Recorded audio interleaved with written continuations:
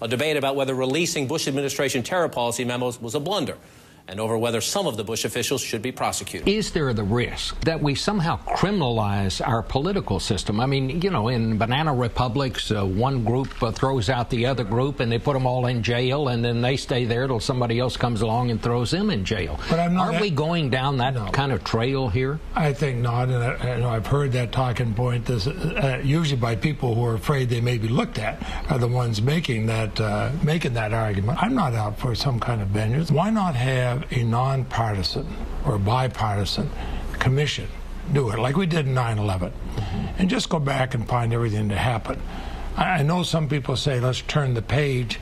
Frankly, I'd like to read the page before we turn it. It is well known what happened. There is going to be pictures that are going to be coming out which will, again, authenticate that wrong things are done. But are you going to prosecute people for giving bad legal advice? Are you going to keep on down this road? Maybe there's an element of settling old political scores here. The Pentagon now says that it's going to release hundreds of photos of alleged abuse of detainees by U.S. personnel. Our bipartisan report, 200-page report, directly connects the authorization for the use of these techniques in Guantanamo to Abu Ghraib. That is what endangers our troops. There's a very strong dissent from 5 members of your committee who said that your report was fallacious, it's counterproductive, offers the greatest opportunity for negative publicity. I'm chairman of the committee. There was no objection to this report.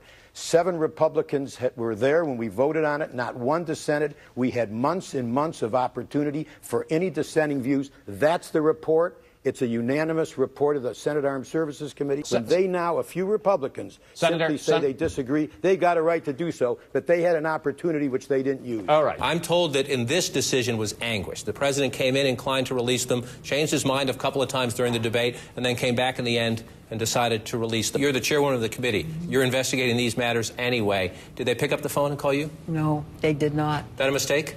Well, if they had, I probably would have said, as I said, let us do our work first before anything is released, so that at least the Intelligence Committee can see everything in context and make some decisions. There's one guy. He's a federal judge, Jay Bybee. He was involved in writing these documents when he was in the Justice Department. You say if the administration doesn't act or if he does not resign voluntarily, that the Congress should impeach him. I do think there's a distinction between going back and prosecuting in the criminal courts the actors who are involved in these memos and letting Judge Bybee continue to sit on a court one step removed from the Supreme Court. We know that he authorized things that were illegal under U.S. law and violated the U.S. obligations under international treaties. If he would do the right thing, he should just simply resign. But if he doesn't, I think this is one matter where he continues to sit. He doesn't have the moral or legal authority to continue to do that. And I think a simple matter would be to remove him from office. Jay Bybee, do you think that he should be impeached, or do you think that he should resign? Resignation would be a decision he would have to make on his own, but he falls into the same category as everybody else as far as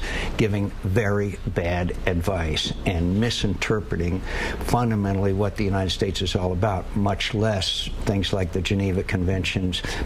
Under President Reagan, we signed an agreement against torture. We were in violation of that. All right.